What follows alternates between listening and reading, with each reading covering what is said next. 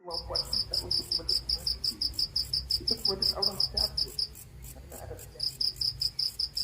Nah, hasad dan iri maka itu yang kita pernah sudah belah berhati-hati Rasulullah terkait pada malaikat yang ada di bawah para malaikat wahai hamba Allah bagaimana hasad yang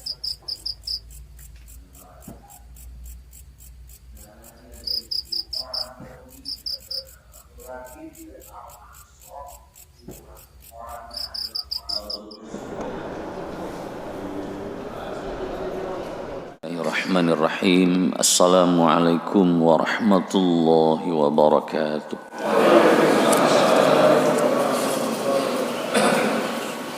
Alhamdulillahil wahibil atiyah. Wassalatu wassalamu ala sayyidina Muhammadin khairil bariyah wa ala alihi wa ashabihi dhawin nufusiz zakiyah. Asyhadu an la ilaha illallah wahdahu la syarikalah wa asyhadu anna Muhammadan abduhu wa rasuluhu wa ba'du fa ya ibadallah ittaqullaha haqqa tuqatih wa la tamutunna illa wa antum muslimun. A'udzu billahi samii'il 'aliim minasy syaithanir rajim.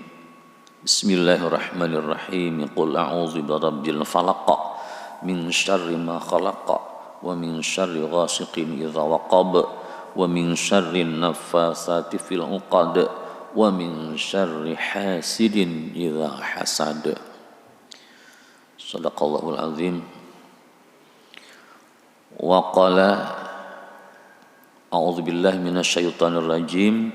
Qul a'udzu birabbin nas malikin nas ilahin nas min syarril waswasil khannas alladzi waswisu fi sudurin nas minal jinnati wan nas. Shadaqallahul aliyyul azim wa shadaqa rasuluhun nabiyul karim wa nahnu ala dzalika minasy syahidin wasyakirin walhamdulillahi rabbil alamin. Salam ta'zim takrim tahiyatul Islam. Puji dan syukur selamanya terlimpah curah kepada Zat Allah Rabbul Ghafur yang masih memberikan hidup dan kehidupan kepada kita sekalian di pagi hari yang cerah ini. Mudah-mudahan kita selamanya dibimbing hidayah taufik, nusrah hidayah pertolongan sehingga kita mendapat keridhaannya, ditempatkan di tempat yang mulia di hadapannya.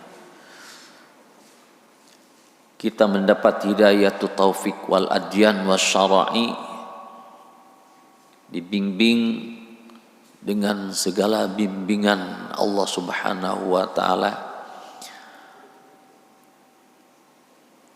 Salawat seiring salam selamanya terlimpah curah kepada keharibaan alam habibana wa nabiyana Kangjeng Nabi Muhammad sallallahu alaihi wasallam, para sahabatnya, keluarganya, tabi'in, atba'ut tabi'in, sehingga para pengikut akhir zaman dari kita sekalian. Mudah-mudahan selamanya ntar di hari kiamat mendapat syafaatul uzma. Amin ya Allah ya rabbal alamin. Ma'asyiral muslimin wal muslimat rahimakumullah. Kami ucapkan terima kasih kepada ring-ringan pengurus DKM Masjid Nurul Hasanah yang konsisten terus-terusan mendorong kami para jamaah untuk melakukan kegiatan-kegiatan rutinitas bil khusus setiap Minggu pagi. Bagian jadwal saya membahas tentang yang berada di dalam kitab Tafsir Munir, diambil di penghujung suratain, dua surat Al-Mu'awwadzatain.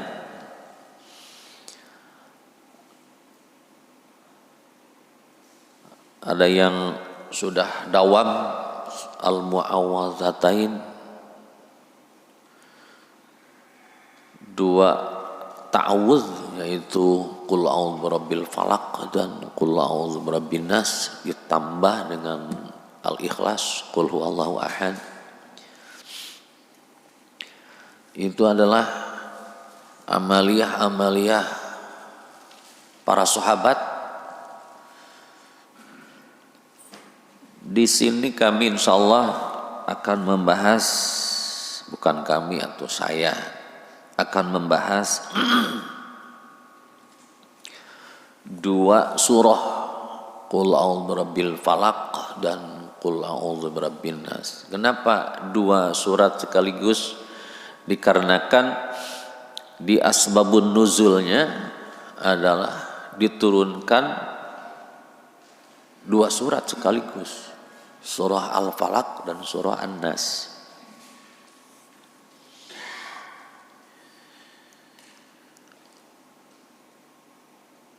Asbab nuzul surah Al-Falaq dan surah An-Nas itu terjadi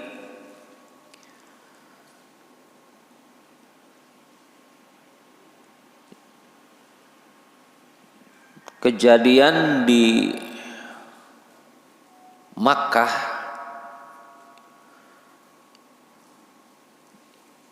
Ada Yahudi ahli sihir, dia itu namanya Labid al-A'sam dari Bani Zurai. Labid al-A'sam itu dia disuruh oleh pembesar-pembesar Quraisy untuk menyihir Nabi,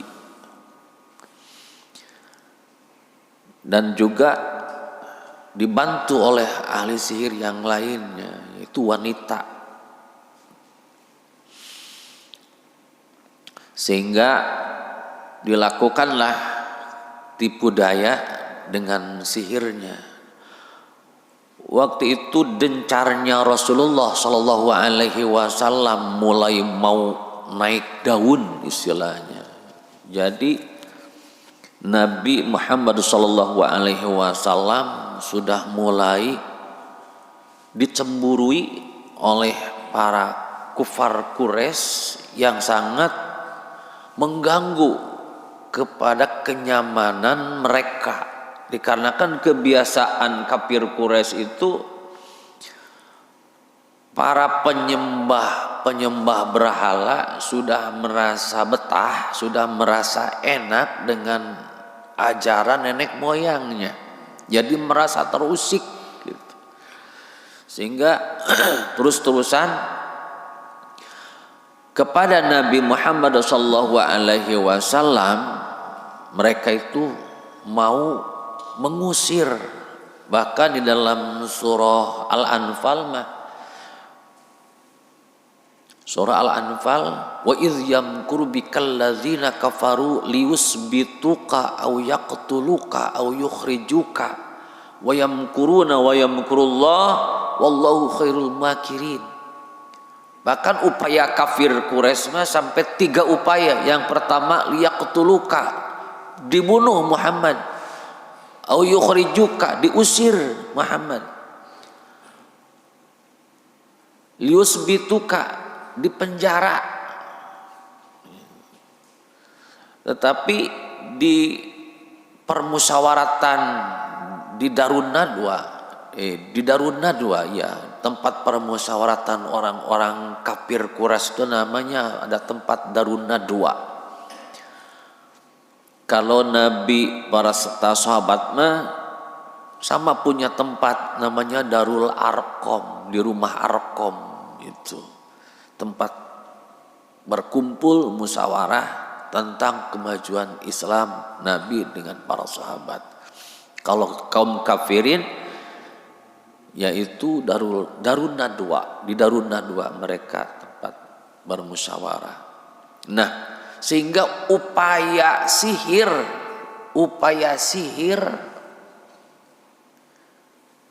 dipasang gila-gilanya kafir Quraisy itu, sehingga mau menyihir Nabi. Bagaimana yang terjadi? Kenakah sihir kepada Rasulullah? Nih ingat, kok Nabi Muhammad kena santet.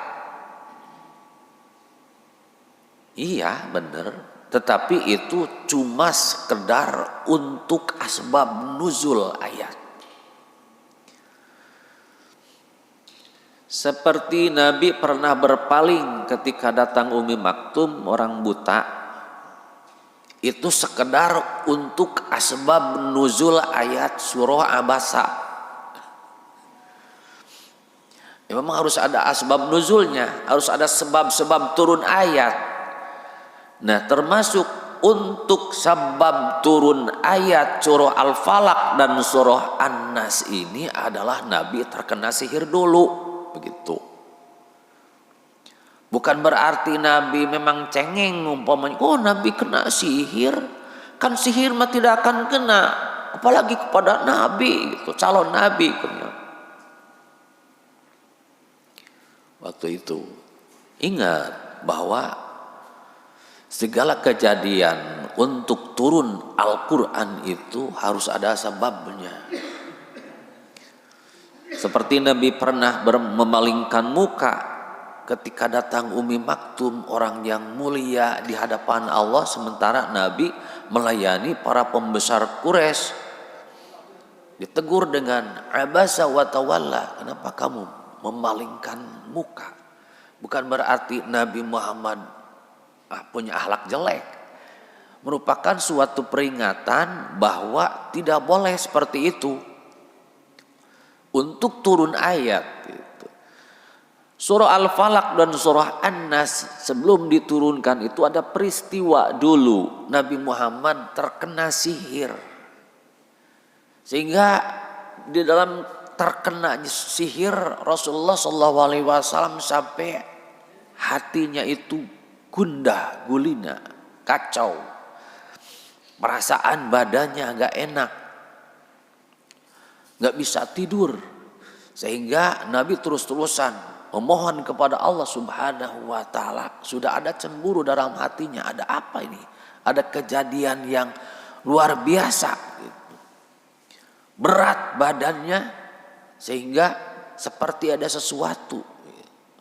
Terus-terusan berdoa, maka diijabah doa Rasulullah SAW. Di suatu malam didatangi dua hamba Allah. Ternyata dua malaikat.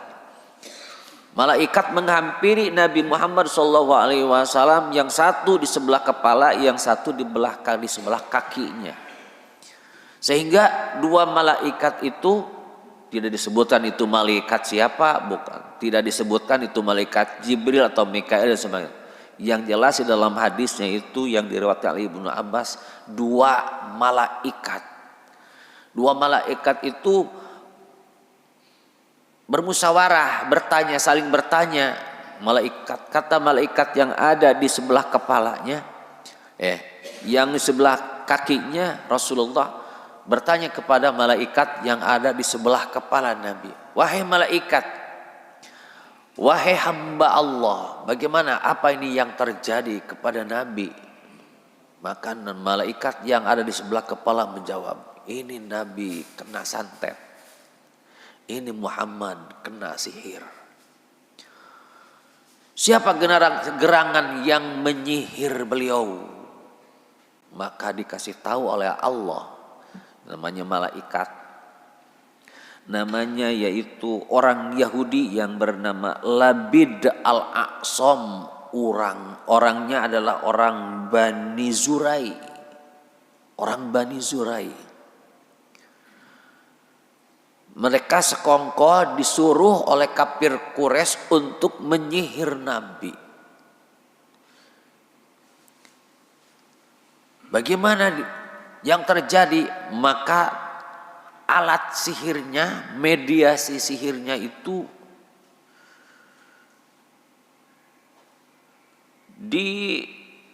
disimpan di suatu sumur, di bawah sumur, sehingga disuruhlah Nabi menyuruh kepada sahabat Rasulullah SAW untuk mengambil, untuk mengeringkan sumurnya, sumur gali. Sehingga dikeringkan sumur, ternyata disimpan di bawah batu. Disimpan di bawah batu, diambillah, bahkan dibawa ke hadapan Rasulullah Shallallahu Alaihi Wasallam, maka dibuka itunya, yang dibungkus, benda yang terbungkus, dililit dengan 11 lilitan. Alat-alat mediasinya diambil daripada rambut Rasulullah, yang diambil dari sisir yang biasa dipakai oleh Rasulullah Shallallahu Alaihi Wasallam. Si Yahudi Lubed Al-Asam itu menyuruh anak kecil untuk mengambil sisir yang sudah berada rambutnya. Ngambil. Si Lubednya itu dikasih upah oleh pembesar Quraisy itu sebesar 3 dinar. 3 dinar itu kalau sekarang mungkin 30 juta lah gitu. Kalau dihargakan dengan harga uang sekarang. Maka terjadilah upaya itu mengenai Nabi Muhammad SAW. Diambillah itu benda yang sudah terlilit benang dengan 11 lilitan itu. Maka turunlah malaikat Jibril menurunkan wahyu, menurunkan ayat Al-Quran, surah Al-Falaq dan surah An-Nas. Ketika dibacakan, sehingga surah Al-Falaq sebanyak 5 ayat ya. Surah An-Nas sebanyak 6 ayat.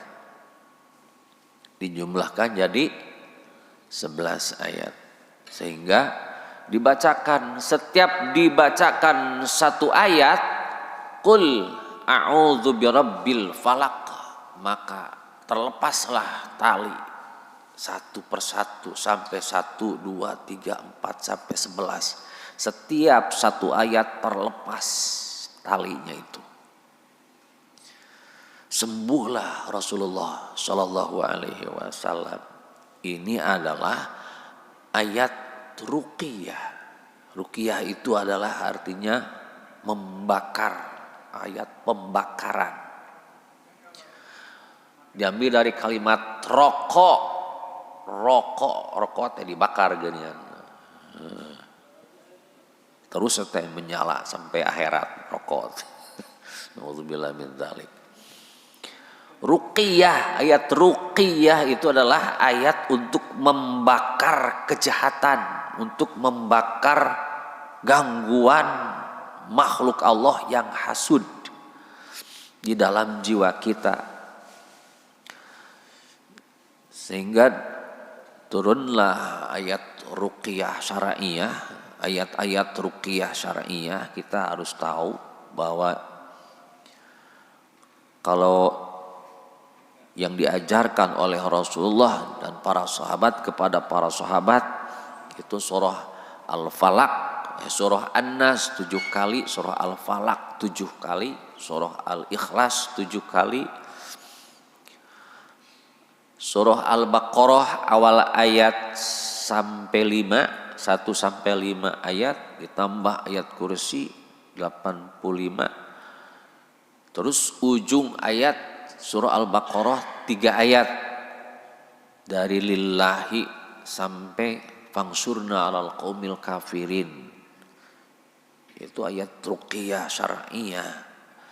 Gak usah nyuruh orang kalau kita ada masalah dengan penyakit-penyakit yang dicemburui, itu tidak termasuk akal yang membelenggu kita. Bacalah itu ayat ruqyah dari gangguan jin, setan, iblis dan manusia yang hasud. Ma'asyiral muslimin, ahli pengajian yang mengharap ridha Allah Subhanahu wa taala. Kita baca dulu terjemahnya atau logatnya dari surah Al-Falaq dan surah An-Nas. Suratul Falaq madaniyatun khamsu ayatin. Masalahnya antara surah Al-Falaq dan surah An-Nas ini ada dua pendapat. Ada yang mengatakan Makkiyah, turun di Mekah. Ada yang mengatakan Madaniyah, turun di Madinah.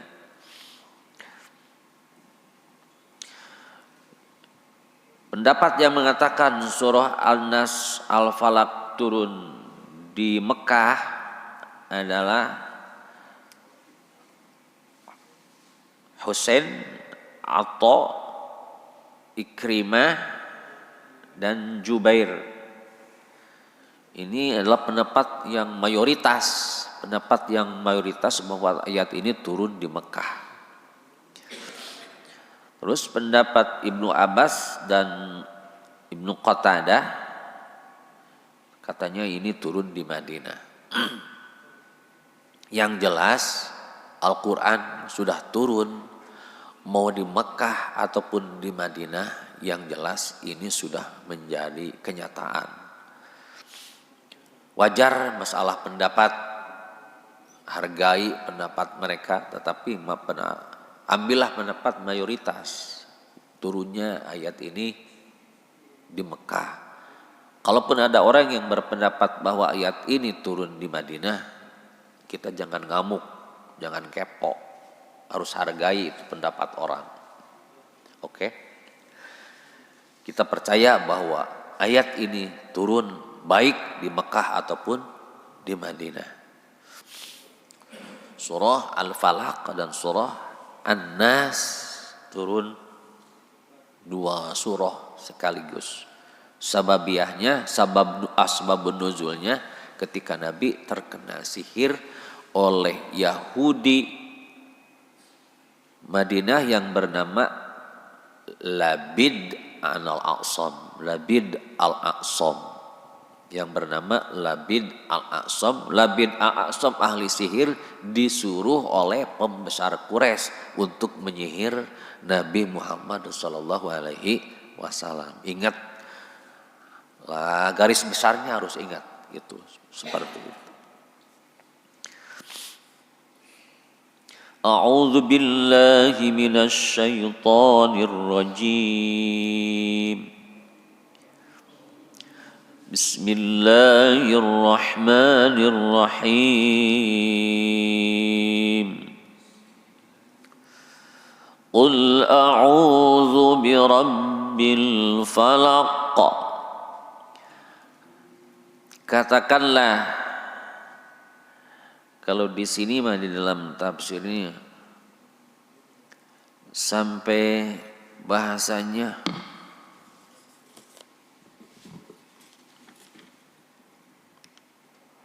Qul ya asyrafal mursalin, katakanlah wahai Rasul yang paling mulia.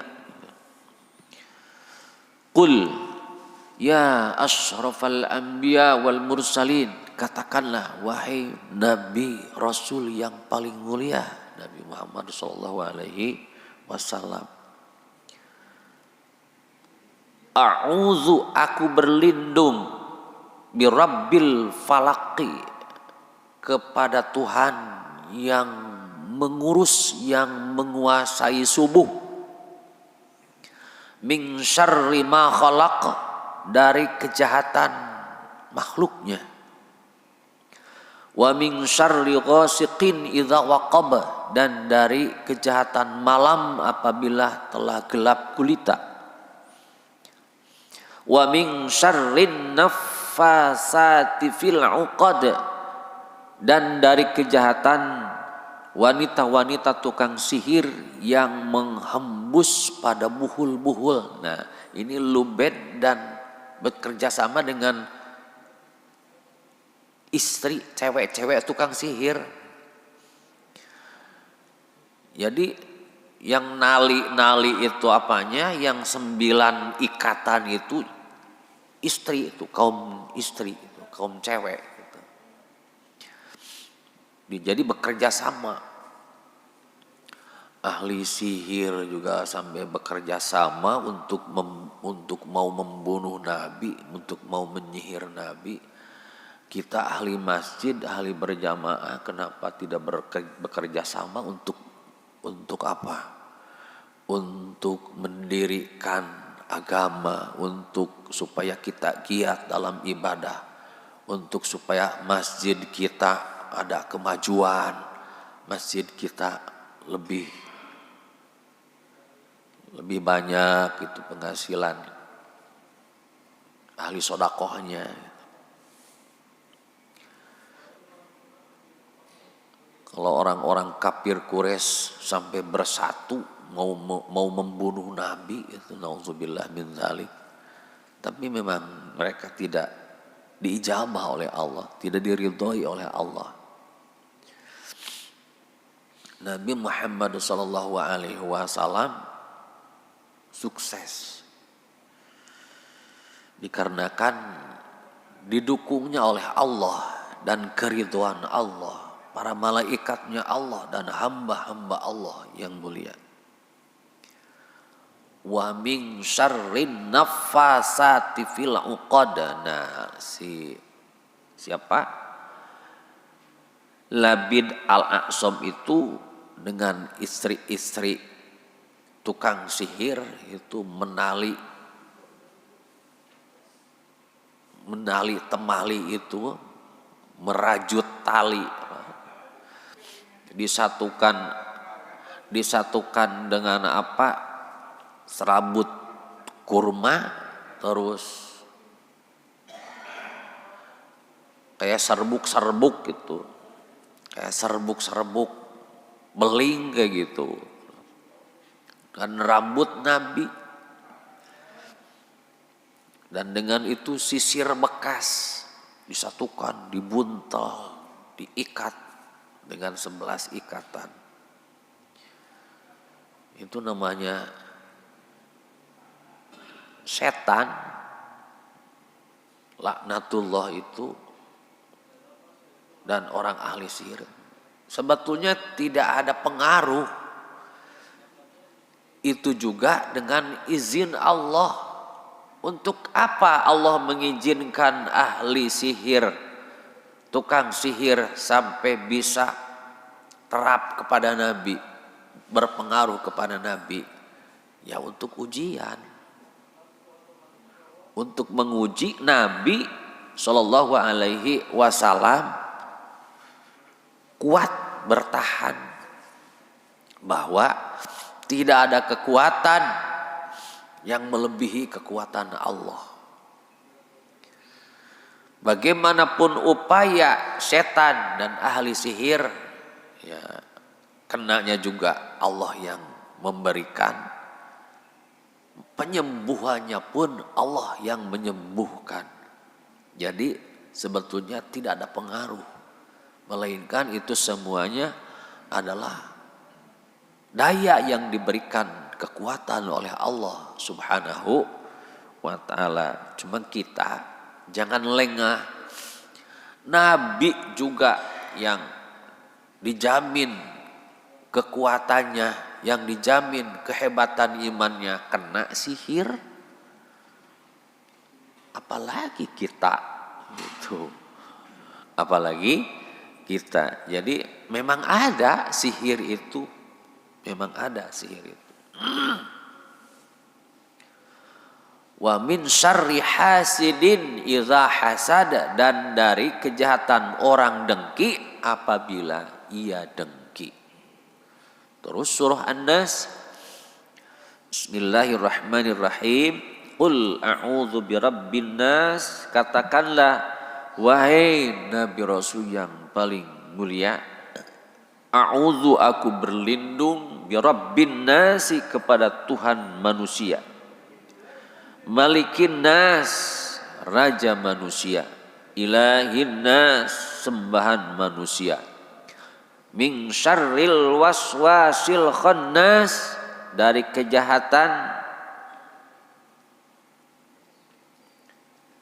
kejahatan setan yang biasa bersembunyi, alladzi yuwaswisu fi sudurin nas, yang membisikkan kejahatan ke dalam dada manusia, minal jinnati wan nasi, dari jin dan manusia.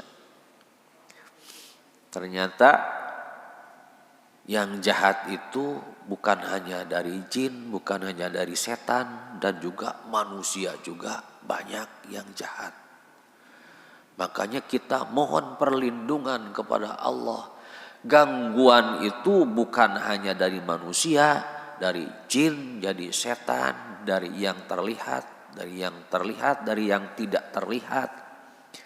Itulah bakal terjadi gangguan kejelekan, gangguan kejahatan. Makanya kita mohon perlindungan kepada Allah dengan surah Mu'awwazatain, Qul a'udzu birabbil falaq dan Qul a'udzu birabbin nas, dan juga dilengkapi surah Al-Ikhlas, Qul huwallahu ahad. Itu mah penegasan, penguatan. Itu 3 ayat Qul itu adalah pondasi mulai berangkat, mau mulai perjuangan Rasulullah SAW mau menghadapi manusia yang begitu beraneka ragam, bahkan jin, iblis menggoda manusia. Maka diberikan alat pondasi wirid. Wirid itu adalah bacaan yang harus terus-terusan dibaca. Surah Qul hu falaq bin nas itu adalah pondasi. Sebelum dakwah Nabi Muhammad terus-terusan digembleng itu, bahkan dengan para sahabat. Sebelum dakwah, sebelum sukses perjalanan dakwahnya itu, 3 surat itu yang menjadi pondasi. Qul huwallahu ahad, Qul a'udzu bil falaq, Qul a'udzu birabbin nas. Sama kita juga melakukan ibadah itu makanya jadi pondasi itu 77 tuh, 77. Kalau Pak Haji Lubis sudah dawam, beliau hebat. Kayaknya Pak Haji dari kecil ya. Dari kecil, insya Allah dari kecil. Ada didikan dari orang tua, dari gurunya Pak Haji, sangga terus dibaca, hebat tuh. Mudah-mudahan kita istiqomah untuk melakukannya. Jangan mengharap apa-apa, supaya dilindungi oleh Allah Subhanahu wa taala dari godaan jin, manusia, dan orang-orang yang hasud, sehingga menjadi mati dengan matuh, dengan biasa menjadi perkasa. Bacaan yang menjadi kekuatan itu adalah bacaan yang biasa dibaca. Jadi Pak Tatang, yang matuh itu, yang matih itu, yang matuh dibacanya matuh, terus-terusan konsisten membacanya, walaupun bahkan ana ahabbul a'mal indallah wa in qalla. Amal yang paling dicintai Allah itu walaupun sedikit tapi dawam. Adwamu wa in qalla.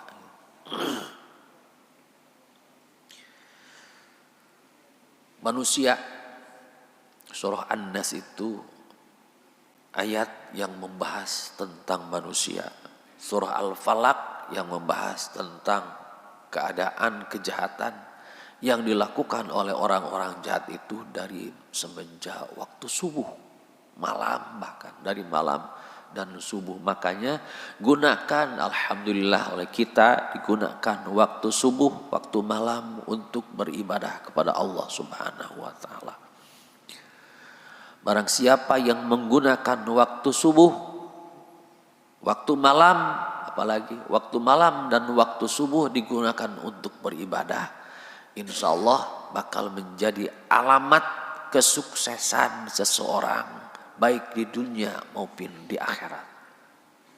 Barang siapa yang gagal waktu subuhnya untuk melakukan sholat berjamaah, gagal qobliyah subuhnya untuk melakukan sholat sunnah, jangan harap itu bakal ada kemajuan dalam kehidupannya. Alamat kesuksesan seseorang, lihat waktu subuhnya. Alamat kebangkrutan ataupun tidak majunya seseorang, lihat waktu subuhnya ibadahnya bagaimana. Kalau subuhnya hebat ibadahnya, insya Allah sukses hidupnya. Kalau subuhnya kacau, kacau juga hidupnya. Demi Allah, ini ayat Allah. Rasulullah yang bersabda, ketika subuhnya kita sukses pakai ibadah, sukseslah dunia akhiratnya. Ketika waktu subuhnya kacau untuk ibadahnya, kacau juga segala-galanya. Nauzubillah min dzalik. Kita bersyukur kepada Allah. Alhamdulillah wa syukru ala billah. Kita bertahan dan bertahan melakukan ibadah subuh berjamaah, qobliyahnya apalagi sampai mampu dengan melakukan sholat malamnya. Walaupun agak-agak ya ke jam 4, setengah 4 gak apa-apa. Yang penting ada 1-2 rakaat lah minimal. Alhamdulillah wa syukuru ala ni'amillah. Tidak secara logat kitabnya, tetapi dibahas secara garis besar dikarenakan memang 2 ayat. Tekanannya lakukan, auradkan, wiridkan, biasakan surah Al-Ikhlas, Al-Falaq dan An-Nas untuk pembentengan, untuk ruqyah jiwa kita. Sampai di sini dulu. Ada yang bertanya?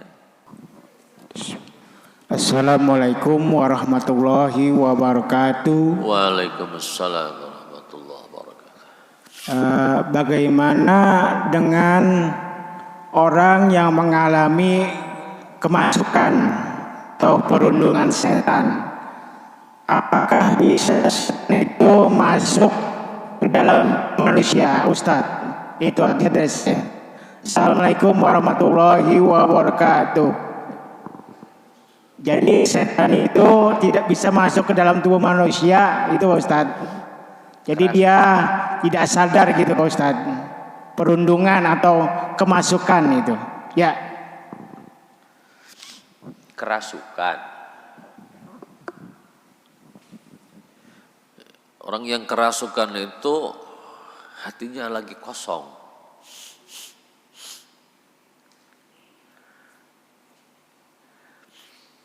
Ngaku-ngaku, bahkan ada yang mengatakan ini akinya, ini siapanya, ngaku-ngaku kayak gitu. Padahal itu iblis, setan. Dan yang ngerasuk itu bukan ruh, bukan arwah, bukan ruh, bukan arwah. Ini arwah kakeknya, bukan, itu setan. Dengan apa? Itu ihtimal. Maksudnya dengan apa mengatasinya kayak gitu, ngobatinya. Ihtimal itu ada berbagai cara gitu. Dan juga tidak segawayah orang bisa ngobatin. Jangan coba-coba kalau kita nggak bisa.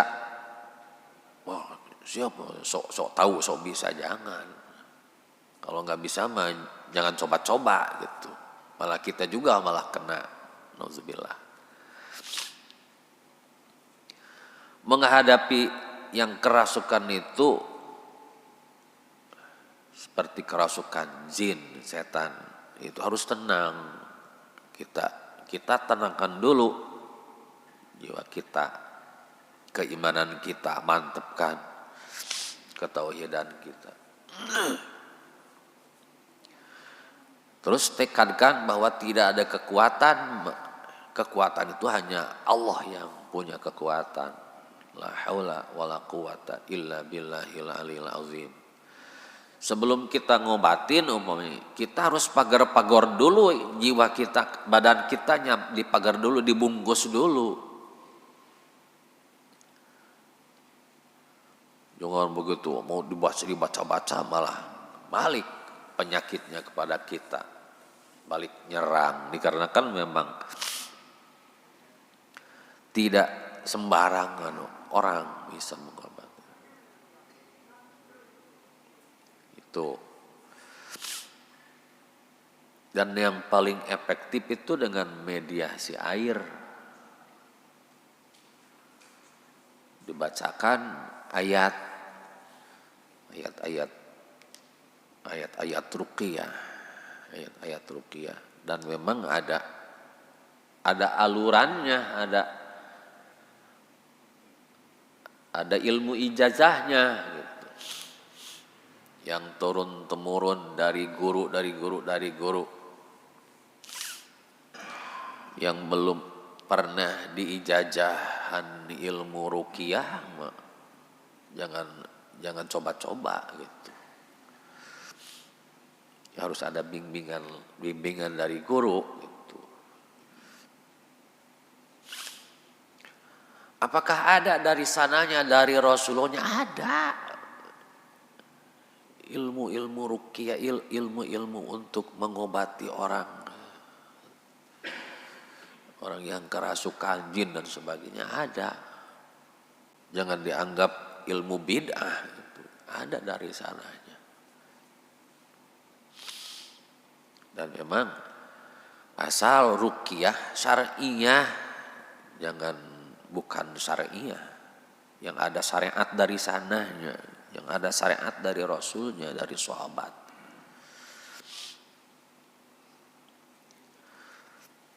Termasuk kalimat-kalimat hijib atau asror yang dibacakan, yang diajarkan oleh wali-waliullah, yaitu juga termasuk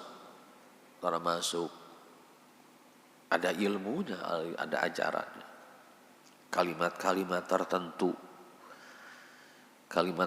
tertentu dari qalbul Quran,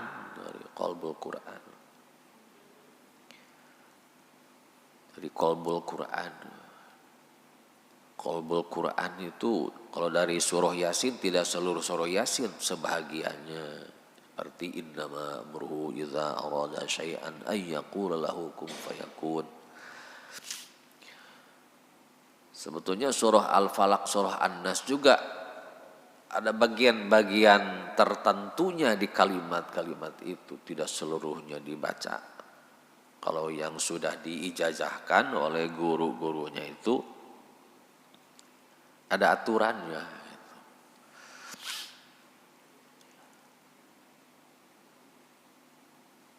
Mudah-mudahan kita dapat perlindungan dari Allah Subhanahu wa ta'ala, terutama untuk orang yang gemar, senang membaca Al-Quran itu sudah sekaligus jiwanya itu menjadi ruqyah untuk orang juga, untuk orang yang sakit kayak gitu. Disamperin juga oleh orang yang suka membaca Quran, mau langsung sembuh. Mau dipegang juga langsung sembuh. Sebelum dipegang juga sembuh, setannya udah mabur. Bener. Udah ketakutan, radius sekian puluh meter udah takut. Setan, iblis, laknatullah. Gak pakai mediasi apa juga, tapi kalau udah kebal gitu pakai mediasi air dan sebagainya. Dan termasuk banyak benda-benda yang ditakuti oleh jin laknatullah. Banyak benda.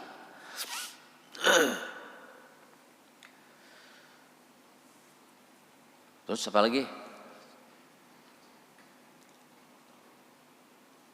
Pokoknya Pak, banyak-banyak baca surah Al-Ikhlas, Al-Falaq, An-Nas. Untuk apa? Untuk ngeruqyah diri kita sendiri. Surah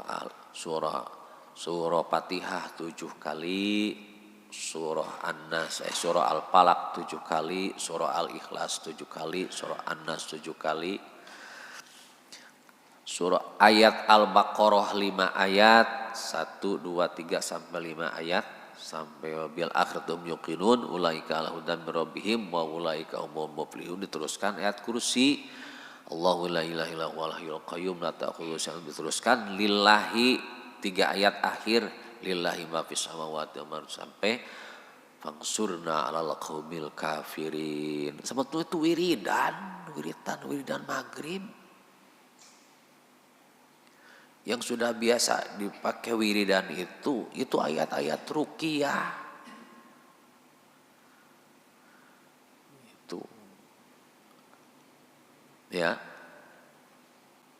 Kecuali orang yang kedul wirid gitu ya. Subhanallah, alhamdulillah, terus mabur. Enggak baca ayat ruqyah, makanya kacau terus hidupnya.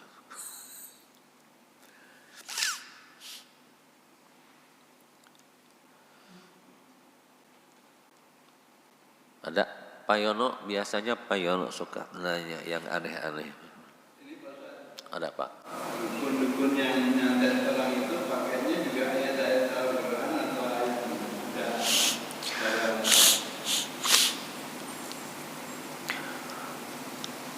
Dukun-dukun yang untuk nyantet pakai ayat Al-Quran.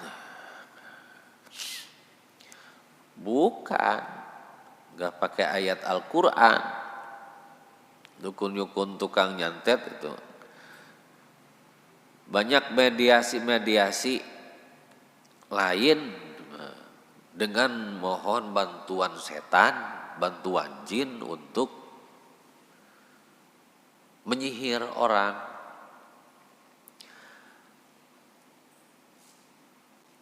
Memang ada dari ayat juga yang bisa menjadi sihir, ada. Dikarenakan kalau dalam Johar Tauhid mah, dalam kitab Johar Tauhid termasuk ayat-ayat Al-Quran kalau tidak dibarengi dengan keyakinan yang pasti, yang hanya kepercayaannya. Kasarnya begini, baca surah Waqiah saja kalau kita niatnya untuk kaya itu sihir. Itu kasarnya Pak. Baca surah Waqiah semua untuk kaya, sihir itu jadinya. Ngapain untuk baca Waqiah untuk supaya kaya? Ayo jawab. Mentang-mentang ada ayatnya, ada hadisnya bahwa kalau baca surah Waqiah pasti bakal dijamin jadi bakal kaya.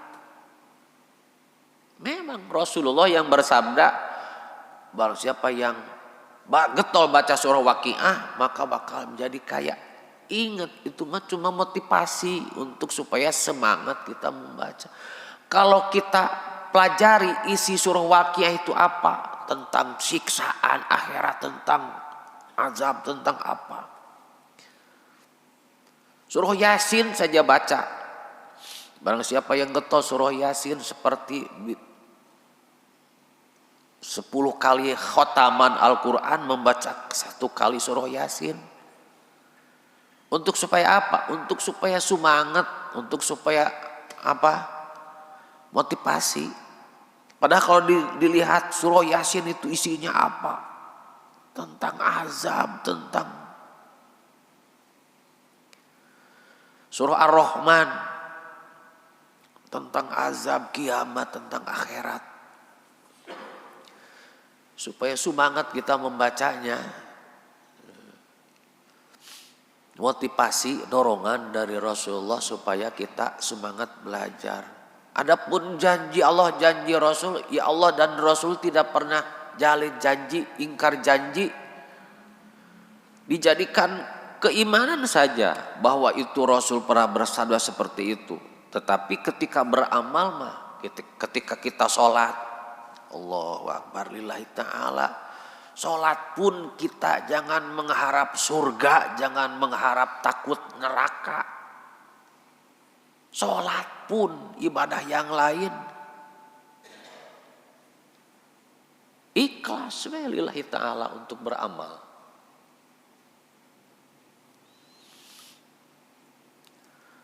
Bagaimana ibadah seseorang mengharap surga? Boleh enggak? Boleh. Tapi ikhlas yang kelas berapa? Boleh sih, boleh. Untuk beribadah mengharap surga. Tapi pertanyaannya, apakah bisa surga dibeli dengan ibadahmu yang segitu apanya, kurangnya? Kalau dikasarkan tidak akan ada orang yang masuk surga dibebaskan dari neraka hasil ibadah.